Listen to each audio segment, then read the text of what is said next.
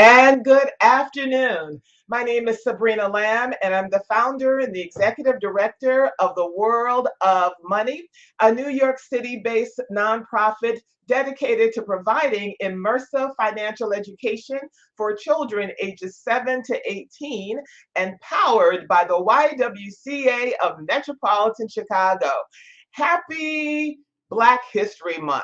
But when we talk about Black history, often, which is really American history, we often ignore the financial efforts and the heroism and the courageousness of African Americans, that how they participated and aligned with this powerful currency called money.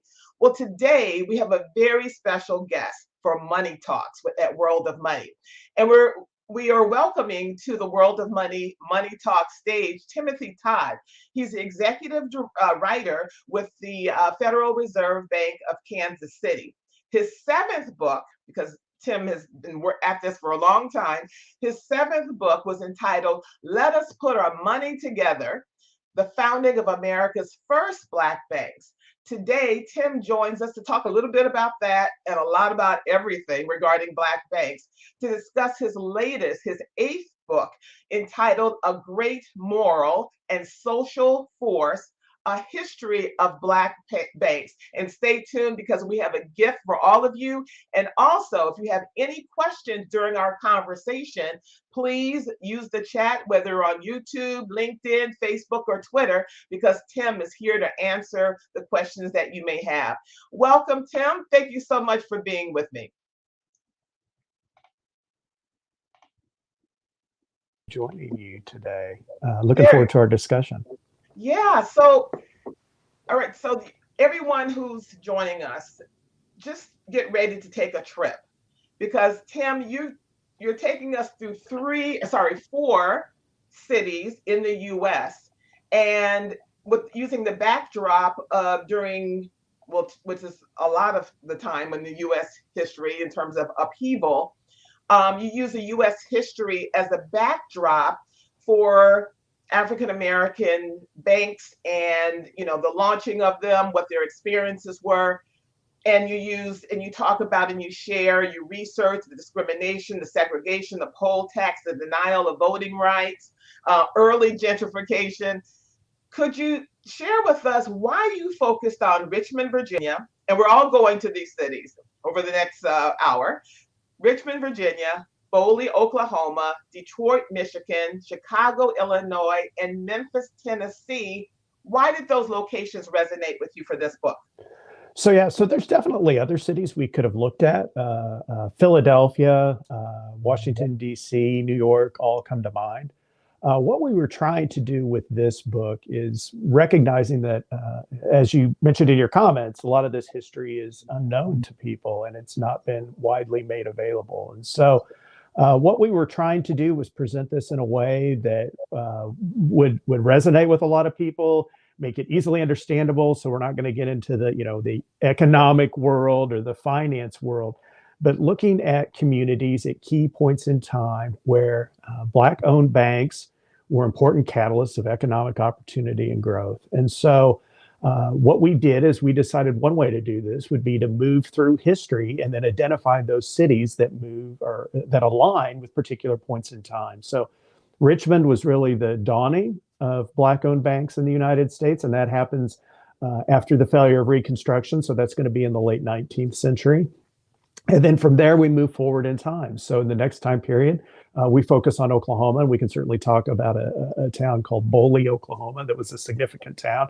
A lot of people are probably unaware of. That happened around the turn of the century. And then after that, you had the increasing industrialization in the upper Midwest. So you had a large migration out of the South to Chicago, where they sought employment and jobs were more readily available. And then from there, really the next stage is the real sort of dawning of the civil rights era. And that happened in Memphis.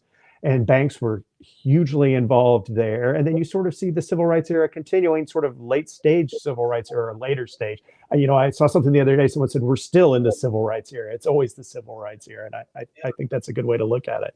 But then we look at Detroit and kind of what happened there in the 1960s and later.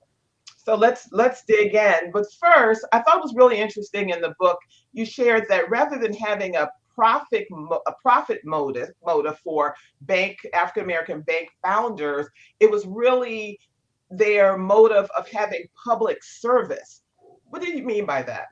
So yeah, so one of the things that is interesting, and one of the things that I found when I looked at the very earliest banks, and then you see this continue through history, is you know people. So when you think of a bank, it's obviously a business, and it's there like any business to turn a profit. But what was interesting to me is that time and again, the people who founded the banks weren't sitting around saying, "Hey, here's a business opportunity." The way you might look at your neighborhood and think, "Hey, we need a grocery store. I'm going to go open a grocery store because I can make some money here," right?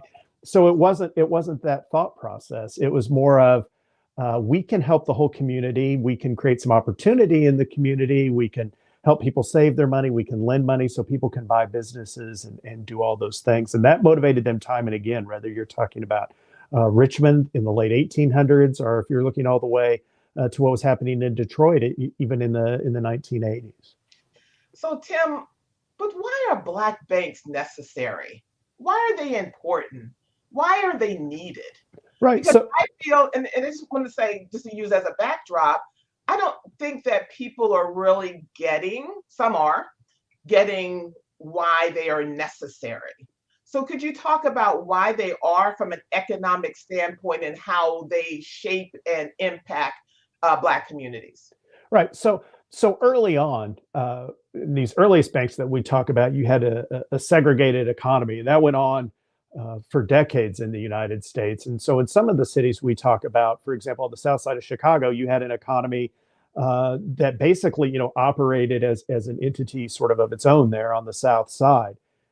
That's obviously not the case today. Thankfully, everyone does business with all kinds of banks and all kinds of businesses.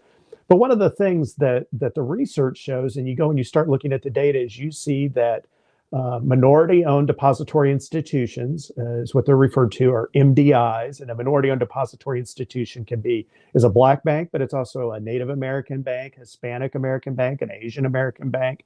Those banks are more likely to be located within what we call minority majority communities. So these are communities with large minority populations. They are more likely to be lending to families for mortgages, so helping people buy homes. They are key lenders in particular to small businesses. So entrepreneurship and business startup and keeping small businesses functioning. These banks are hugely important in that area as well. Obviously people can save their money with any bank, but these are the banks that are connected to the communities. And what's concerning, just to kind of continue the discussion a little bit, is that the number of Black banks in the United States has been declining slowly for the past 20 years. And the data shows that when a bank closes in a minority community, it is unlikely that another bank is going to go open a branch in that community. So that makes it all the more important and concerning. So as I've said to everyone, Tim's latest book uses as United States history, civil rights, human rights history as a backdrop. So what made it? I don't want to use the word easier, Tim, but they were able. Founders in the early as the 1800s, late 1700s, were able to launch banks. And why is it so difficult now?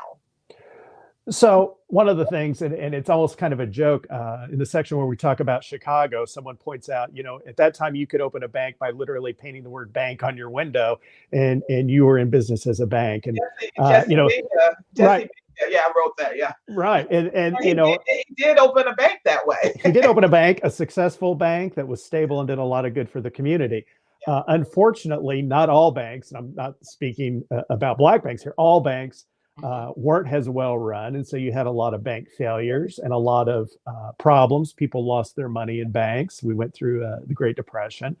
And so after that, there was a recognition that there needed to be more regulation and more of a safety net behind financial institutions so people weren't going to be wiped out. And so that made it a little more difficult to create a bank, right? As far as the amount of capital that you need for that bank got much larger. The bank needed to be able to withstand a financial crisis. So you begin to see these regulations form. It made it a little more difficult to start a bank. Certainly individuals did that and continued to do that, but it got a little more difficult than it was in the early days. And the difficulty part, some were, that difficulty, some was intentional and not really about regulation, but about discrimination, correct? Well, right. So definitely, discrimination is a part of the story. And then when you think about creating a bank, remember that a bank lends money and it is a catalyst for economic opportunity in a community. But a bank, needs a strong community for the bank to be able to thrive also. So if the community is suffering, it's very hard for the bank to have those deposits that it uses to loan out to grow. And so you saw in the United States a large number of black banks created starting around 1900 up to the Great Depression. And depending on how you count, what qualified as a bank, probably somewhere between 60 and 100 black banks in the United States. By the end of the Great Depression, you're left with somewhere around 8. And that's a reflection of what happened in the communities where people were losing money. And then obviously, banks are going to get pulled into that as well. And also with the absence of financial institutions, credible financial institutions in Black communities, often those communities have to rely on predatory services such as payday loans, check cashing, rent-a-center, title loans, and they continue to prop up and target these communities that do not have financial services. Right. So those types of firms are what we refer to as alternative financial services providers, and they are. Tim, that's a nice way of putting it. I was going to say that may be a little bit of a nice way of putting it, but these are the kind of places that, they charge a very high, often exploitive rate of interest. In some parts of the United States, they're much worse than other parts of the United States, depending on how active the state is in regulating those firms. But the research has shown what I think all of us have observed who look around our cities, that these firms are more likely to be located in minority communities. And it really becomes problematic when you think about, just at the individual level. If you have a bank account and you are able to save money, that's going to help you in times of emergency. And so you think about, where I am in the United States, we're having a bit of some people call it a snowstorm. I don't think it's quite that bad, but we're having some winter weather today. And some people's pipes are going to freeze, maybe even, in my own neighborhood, and those pipes are going to rupture and that's going to do some damage. If you have a bank account and you've saved money, you're going to be able to hopefully, pay to get your home fixed or fix whatever damage you have, or even beyond that. If you, have a bank account, you're going to have a relationship with a banker. And so you may be able to go there and ask for a loan that's going to get you a far more favorable and fair, more importantly, interest rate than what you're going to get out of some type of payday lender who can really create a lot of problems for you in the long term in that situation. It's amazing. And particularly with the, internet, a lot of these alternative services are doing business in states that it's illegal for them to do it, but they use the internet to leapfrog over state boundaries. Yeah, so the internet, I think, and technology are interesting because I think there can be a good side and a bad side to the technology, right?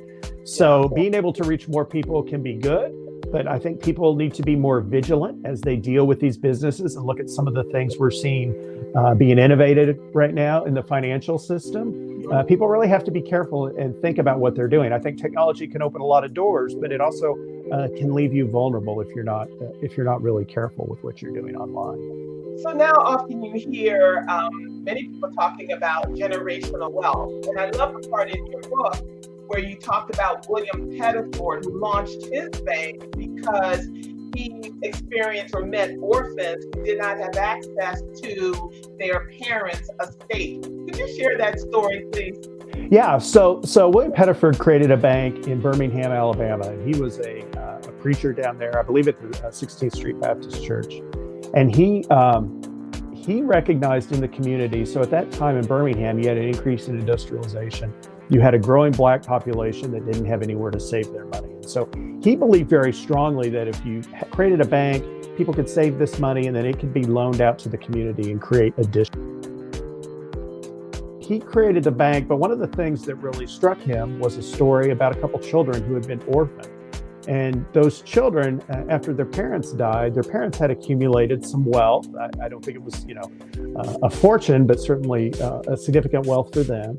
And there was no way to pass that money to the children because no one within their extended family, so like an aunt or an uncle or a grandparent, was able to post a bond that was necessary. They didn't have the financial resources. And so that was one of the reasons that he felt it was important to create a bank to prevent situations from like that from happening. And we actually take the title of the book from that. Someone wrote about Pettifer and said, this makes clear that a bank can be a great moral and social force. And I thought that comment really resonated with what he was doing. And it resonated just across history, what you saw banks do time and again, whether that's in Memphis or the south side of Chicago or Detroit. I love this story. Now we're in Virginia now because Mr. Pettifer was in Alabama, Birmingham, Alabama. Let's go over to Virginia and all of that work, particularly done by Maggie Lee Mitchell. And I love the quote in your book where she said, quote, when any of us girls is advanced to making $50 per month, we begin to persuade her to buy a home. And as soon as she saves enough, the bank will help her out. This was in 1903. Tell us about Maggie Lena Mitchell. So first of all, one correction, her last name is Walker. Maggie Walker. Sorry, Walker. John Mitchell was another banker in right. Richmond at that time. No, so Maggie Walker is an amazing individual. Some people may have heard the name. They may not know why. She was, I think without question, the most prominent female banker in the United States for a good chunk of American history. She was involved with an organization that was called St. Luke's, and she created St. Luke's Penny Savings Bank. And basically that bank St. Luke's became an organization that did all sorts of things. So it had some businesses going on that it operated. It did a lot of charity work. And she was really engaged in helping people improve their living condition, improve their living standards and the opportunities they faced. And so she was very active in making sure that people who worked for her and that she engaged with were going to be able to take advantage of those opportunities. And so again, this is another case where you see a bank that's not just interested in making a profit or making a strong business case, is really more of a community uplift type of thing. She's really a phenomenal individual. If you have an opportunity to get to Richmond, Virginia, you can tour her home, which is amazing. They have a visitor center there. It's a National Historic Site. Her bank and some of the others, there were actually 5 banks in Richmond around that time, anchored a very dynamic area known as Jackson Ward in Richmond that was well known by many people, an amazing, thriving Black community at that time. So we're still in Virginia, and I'm joined by Timothy Todd, an executive writer with the Federal Reserve Bank of Kansas City, regarding his newest and his 8th book called A Great Moral and Social Force, A History of Black Banks. Staying in Virginia, often when we talk about economic boycott, it's always the Montgomery boycott, 365 days, where many African Americans walked to boycott and not want to economically support that local mass transportation system. But that happened actually earlier, decades and decades earlier in Richmond, and 4 Black banks financed an alternative transportation system because they were boycotting the Virginia Passenger and Power Company. Tell us about that, Tim. Yeah, so that's one of the things that I was certainly interested to learn about, is that, as you mentioned, you hear a lot about the bus boycotts, but there was actually a similar issue with streetcars that happened much, much earlier. Richmond was one of the places where that was a very significant issue. And it's kind of interesting to sort of think about this really as sort of the precursor to what we saw later, and you see some of the same things. And so what happened there is you had that similar discrimination on public transportation, and then the banks really stepped up and tried to figure out, how can we work around this? Can we create something for the community that if we pool all of our resources, that we won't have to rely on this other system? And again, this is a place where it really speaks to that community leadership role. It was so so much a part of the fiber of these early banks. And they're sort of looking at the community, looking for places where they saw need, and then how could they, because they had access to the resources, how could they step in and make an important difference? And there's right now in New York, in different parts of the country, there is political gerrymandering, redistricting, and so forth. That happened as well as, that's why Jackson District was created. That happened then as well. Could you share with us about that aspect in Richmond, Virginia? Yeah, so there's, without getting into all the details of how the government system was created in Richmond, that ward was basically created and its boundaries were created to be primarily a Black district, because that's where African-American families lived. It was not necessarily, it wasn't shaped, it didn't have like a square shape. It had sort of a shoestring shape. You can go there even today, and if you just sort of walk around and know where those boundaries were, you can really get a feel for how it was kind of spaced out. So that's how that district came to be. It was a political process that drew that district because there was significant Black population in other geographic regions of the city, and it was sort of putting them all together in that one ward or voting district. And we're taking your questions, everyone. And we have a question in the chat from David Youngblood. He writes, to what extent can or does the U.S. Treasury use African-American private equity owners and banks with taxpayer dollars to invest? Who gets to invest taxpayer dollars? So,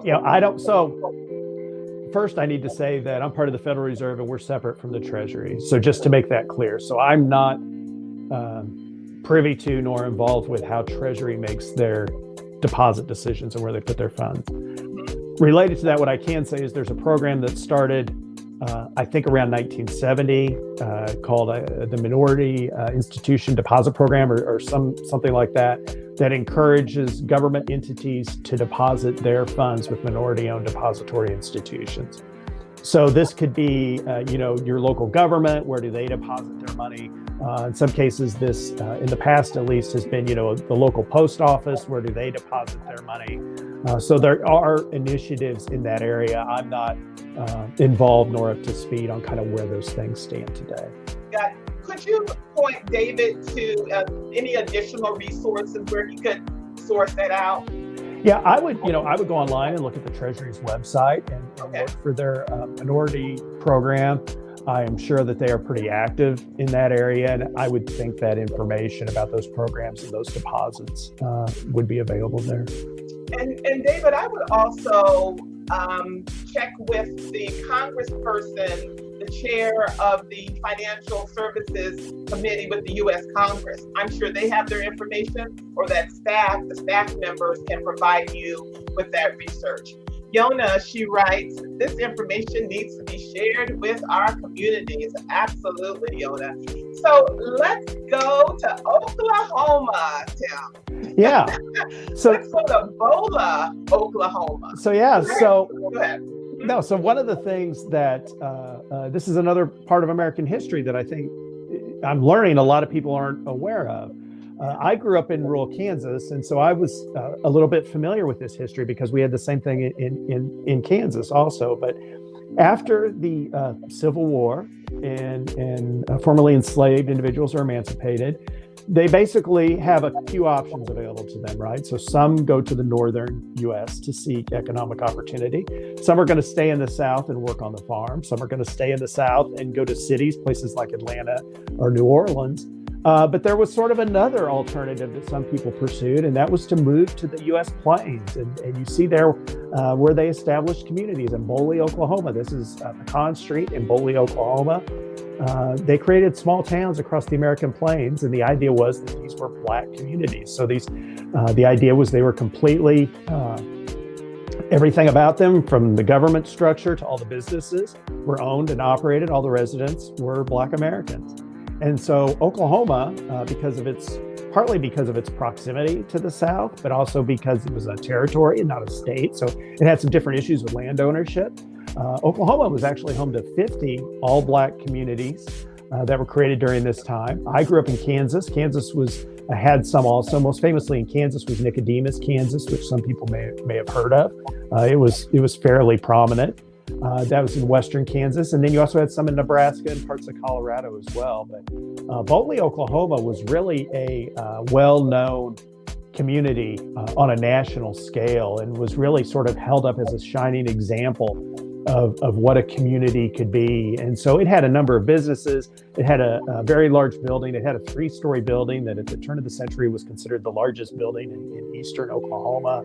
I think it had 80 some businesses early in the 1900s. It actually, for a time, had 2 banks and then briefly 3 banks. The first nationally chartered Black-owned bank in the United States was actually in Boley, Oklahoma. So there's a very rich history there of a community that was very vibrant and well-known. There you see that's Farmers and Merchants Bank there of Boley, Oklahoma. The bank president standing, Mr. Turner, standing on the front step there. Some people have heard of Boley. There's a story that comes around every so often about this bank was actually robbed by, if you've heard of the gangster, I guess, Pretty Boy Floyd. One of his associates robbed that bank. So that story gets some attention from time to time, and it's unfortunate that people focus on that story and not really the story of a very vibrant, bustling, growing community for that time, sort of before industrialization, a heavy agricultural economy, and sort of those types of things that are going to sort of prevent Boley from recognizing its potential as people begin to move to larger cities for factory jobs, the type of jobs that Boley was just unable to provide. Taking your questions for Tim and Todd. Please put them in the chat, whether you're on YouTube, Facebook, LinkedIn, or Twitter. I'm fascinated by that whole so-called migration. That's kind of an easy word. A lot of African Americans left the Deep South to escape persecution to move to Oklahoma to form these 50 all-Black towns. There was a quote in your book saying that they wanted to move there, or they moved there because it was a land where they were free and their rights were respected. And a bank was formed to fund these Black homesteads. Tim, could you talk about that in the West? So the creation of a bank there is very interesting in that where you saw banks created in other communities, you often had a connection. So in Birmingham, you had a connection to a church, for example. And some of the banks in Richmond, the Maggie Walker Bank is connected to another organization that is doing work in the community. But here in the West, you're creating banks that are basically reliant on that community, and they're going to lift up that community. So it's a little bit of a taller order. You don't really have that organizational safety net to fall back on. And so that was very key in bringing business and individuals, families, all those things that are needed that make a community a community. The banks were really at the heart of that, and really these communities don't develop without those banks. It just simply doesn't happen. And I'd like to double back too, because you are exactly right when you talk about, migration is kind of a nice way of putting it. We cannot overlook that if you were a Black banker in Richmond, Virginia in 1890, or you were, anywhere else, largely in the United States for much of this history, you were at significant physical risk. And high-profile individuals who were running banks probably faced even more physical risk. And so we talk about that in the book, and it's a painful history, but it's important, I think, for people to understand that I don't think it's too much of an exaggeration to say that some of these early bankers were very heroic in the risk they were willing to take. And in your book, Booker T. Washington was quoted regarding Boley as the most enterprising and notable Negro town in the United States. Let's pivot to this history that I'm going to have to do more research on myself. The relationship between formerly enslaved Black people and the Native Americans, the Choctaw, the Chickasaws, the Creeks, and the Seminoles. That was a complicated relationship. And how does that connect with Black banks and economic prosperity? Right. So Oklahoma in particular has a very rich and dynamic history of all types of diversity. I think more than many people would understand if you haven't really become engaged with it. it's very complicated to sort of get into the different Native American tribes after they were forced along the Trail of Tears out of the east and into Oklahoma territory. Some of them, they were Southern tribes, and some practiced slavery, although slavery has a wide range of definitions, and you know, I don't want that to be misconstrued, but it was handled a very different way depending on how the tribe was structured. From what we think of as more traditional to maybe more, I don't even know how to really describe the differences. And so that allowed for access to some of the land because you had that Native American culture and that Native American bloodline for some individuals and families. There is a book written by a professor from UMass. Her name is Barbara Krauthamer, and it is one of the sources we used for the book. And she actually worked with us on this book. So I would go out and look for Barbara Krauthamer's book. I can't remember the title. I actually have it at my office and I'm at home today. But her book is a very good resource in explaining how the relationships in that intersection of Native American culture and Black culture came together in the United States. She's a real expert on that issue.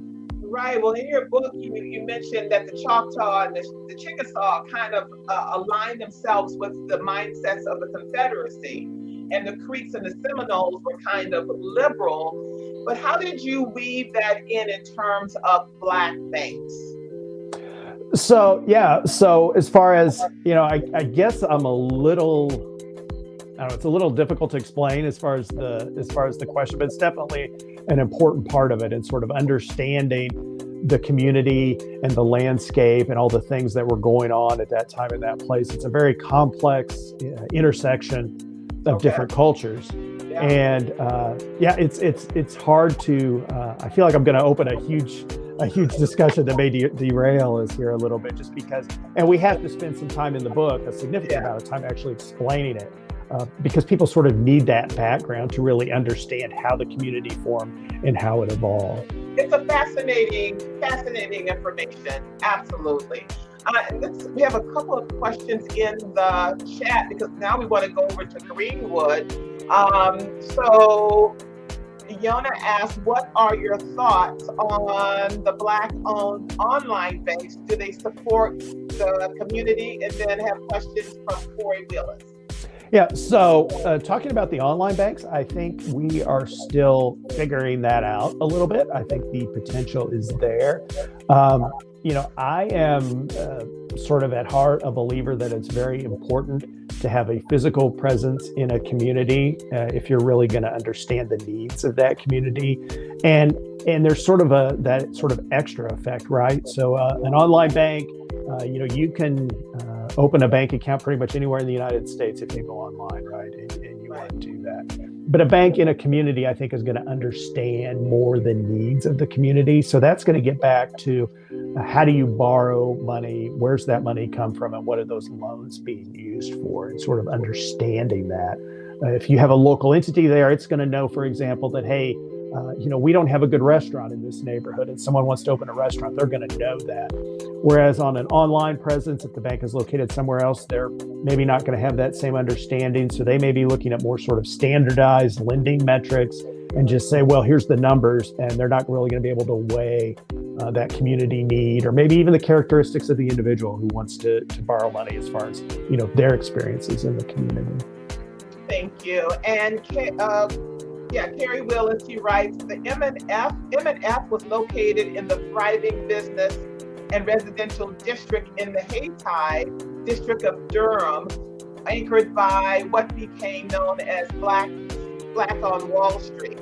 What are your thoughts about that?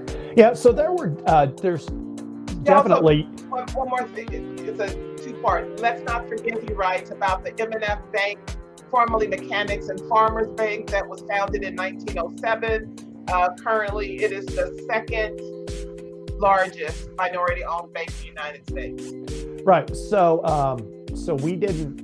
Obviously, the banks that we talk about are not, thankfully, the only communities that had black banks through history. And so basically what we were trying to decide is to look at, sort of how can we move through history in a way that sort of keeps this on a narrative that's going to appeal to a large audience, right? We didn't want to write something that was heavily academic or would get tied up in the economics. We want to bring people in to learn this story who maybe aren't as familiar with banking and sort of bring them into the fold of understanding.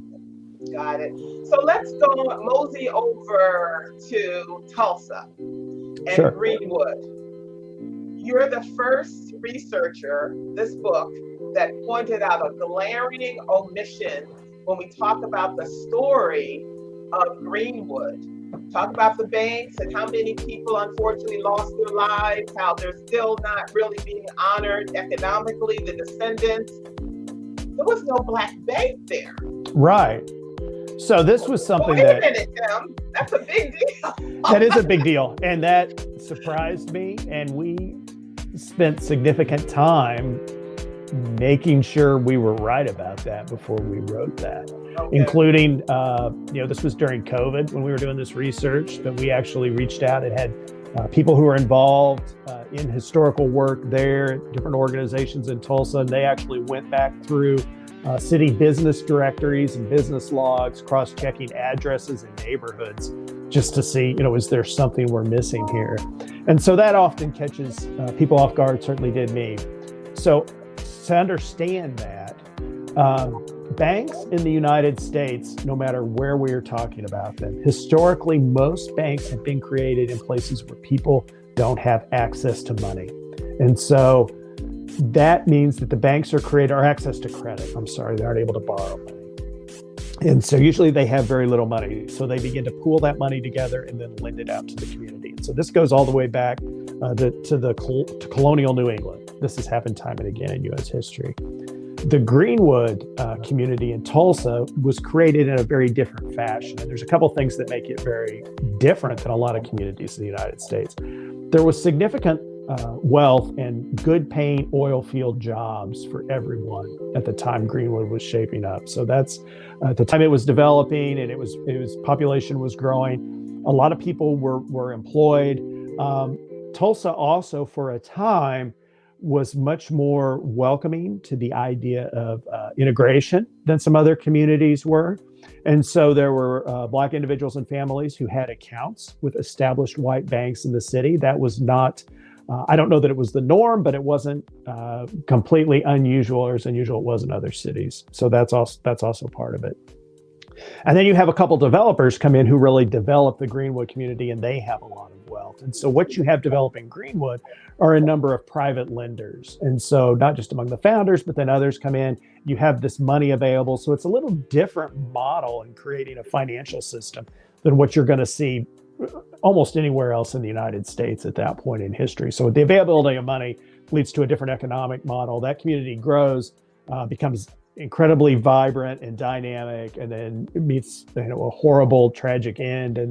And one of the things that really stuck with me is that as the press reported this nationally, and they said people wanted to send donations, and where would they send donations? They actually sent them to Little Boley, Oklahoma, which was like an hour or so drive away, because that was the nearest bank that could handle this task. So definitely an interesting part of U.S. history, and certainly do not want to take anything away from Greenwood and what a phenomenal community that was. Absolutely, but it's a huge part of the story, and I'm so glad that you included it. Let's go up to Chicago, Illinois, with a story of Jesse Binga. And please, if you have any questions or comments, please put them in the chat, no matter where you are. Jesse Binga.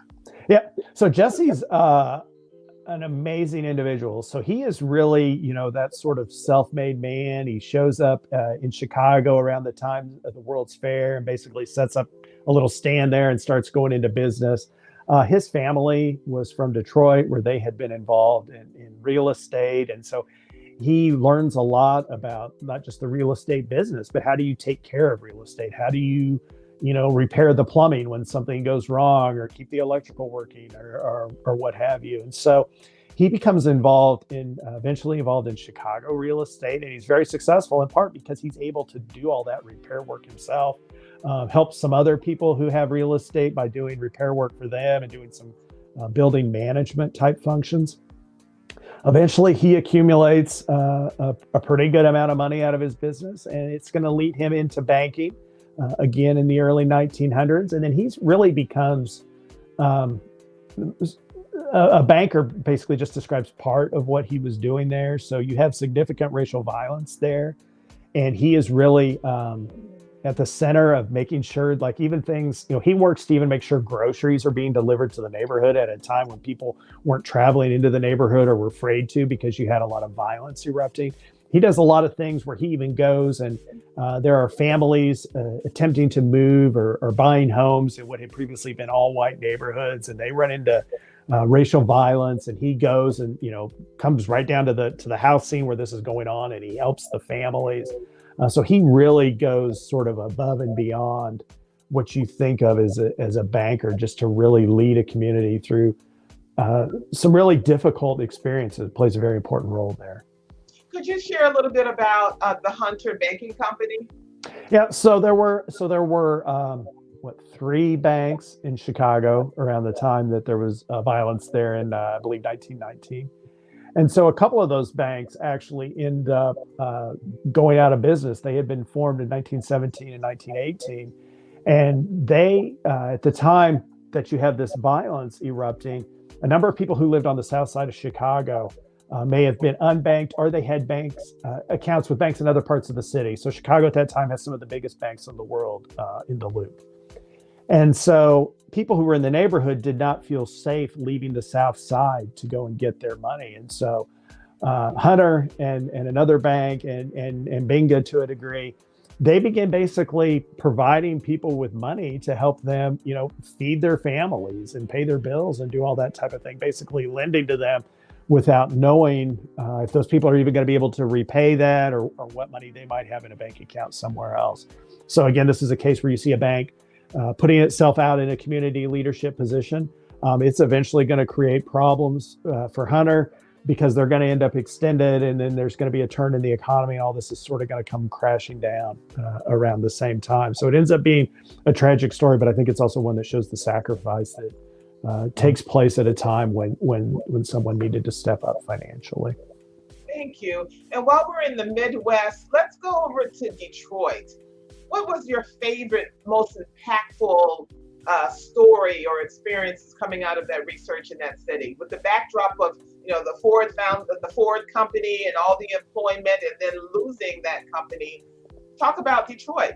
Yeah, so Detroit is a very interesting city in a lot of ways, and I think there is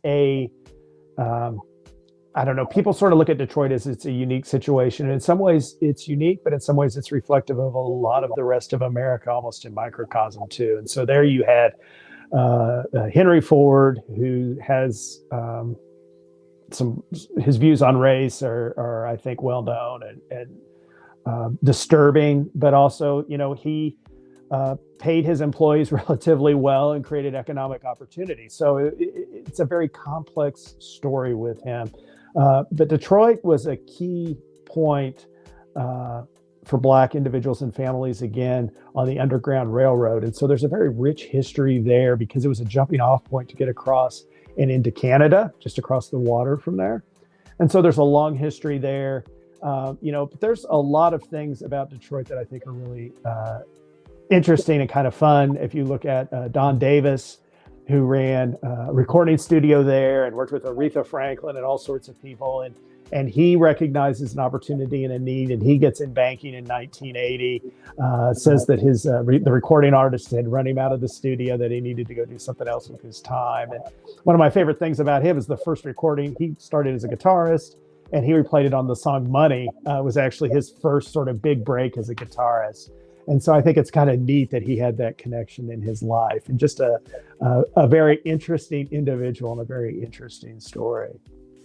Joined by Timothy Todd. If you have any questions, please put them in the chat. Would love to hear from you. In the short time that we have left, let's go down to Memphis. And I love the story of Wayne Cox and how the Memphis Tri-State Bank merged with Liberty Bank in New Orleans. Do I have that story accurately? Love to, yeah. Yeah, so that merger's going on. I don't know that it's been completed yet, but it's in the works right now. Liberty Bank, people can learn a lot about Liberty if you go back and you look at the archives of the New York Times and you look at what Liberty Bank did around Hurricane Katrina, which probably for some of the audience is going to feel like a long time ago, not so long for some of us. But they did a lot of that same type. Liberty did a lot of the same type of things we were talking about in Chicago with providing money to the community at a very difficult time. And then you have, of course, the Cox family and some of the stuff in Mississippi that they were involved with. And then you see the stuff that happened in Memphis with the creation of Tri-State Bank. Tri-State is actually the bank pictured on the cover of the book, and a very important institution in the civil rights era. So they did a lot of work. Some of their employees were involved in some of the landmark cases to expand civil rights. They did things like operate at extended hours during times of protest or activism because people were being arrested for going out and demonstrating. And so they would help bail people out. They would provide funds for that. Any number of meetings to plan a demonstration were held in Tri-State's offices. They did a lot of work. Also, there was an economic freeze that some businesses tried in that region in Mississippi to prevent Black businesses and families from being able to borrow money, or in some cases try to foreclose loans on them. And Tri-State was engaged in trying to provide credit to those families at a time of emergency. So again, it just keeps repeating that same sort of thing of, this important community leadership at difficult times on major issues. And I think one of the things people who read this book will be surprised by, even as much as we've talked about it, is how many events and things about from other aspects of U.S. history these banks touch on. Martin Luther King, Dr. King in Memphis, and you see the bank there with him. The last speech he gives, he's actually talking about Tri-State Bank. And so, there's a lot of connections to U.S. history, and that was one of the things we really wanted to do, is not just talk about these banks as sort of isolated financial institutions, but talk about them as part of a community and a broader landscape in the United States. Just amazing. So we're about to wrap up, but before we do, could you share the perspective of Andrew Brimmer, who he was and his perspective? He's African American. His perspective on the relevance of Black banks. Yeah, so Andrew Brimmer was a member of the Federal Reserve's Board of Governors. He was African American. He made some comments. Unfortunately, I think his words kind of got twisted initially when he talked about Black banks, but he raised an issue that I think, as we look forward and we start talking about solutions, that I think remains relevant in a way today. And that is that many of these banks, there are about 20 African American banks still in business today. They are small banks. And so they can make a big difference in their community, obviously, and we've talked about that.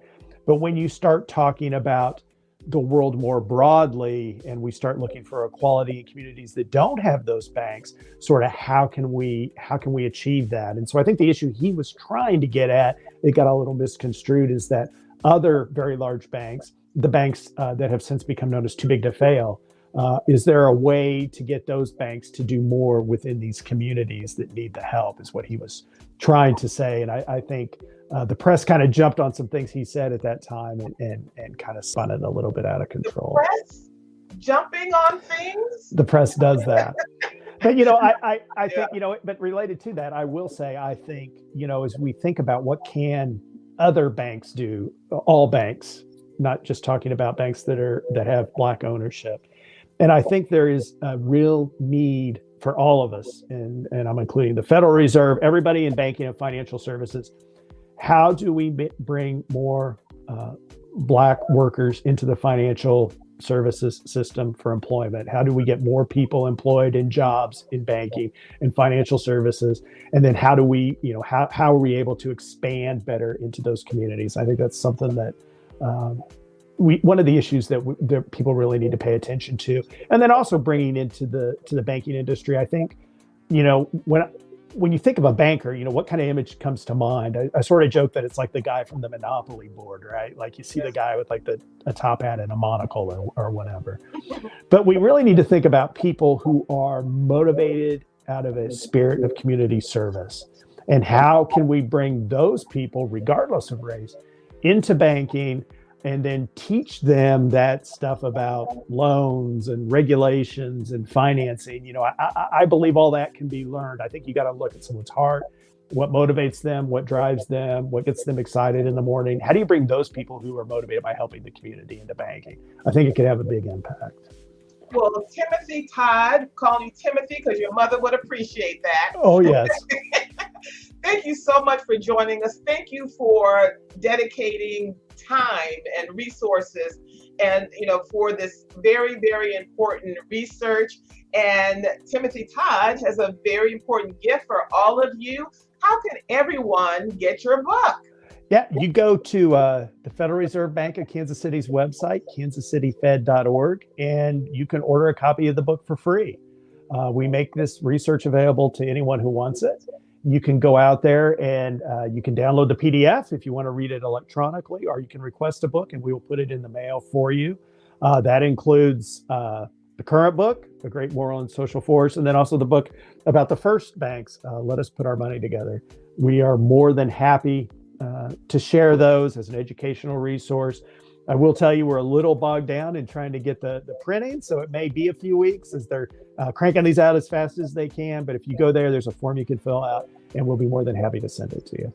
Everyone grab the link or write it down, a free PDF or hard copy of the book.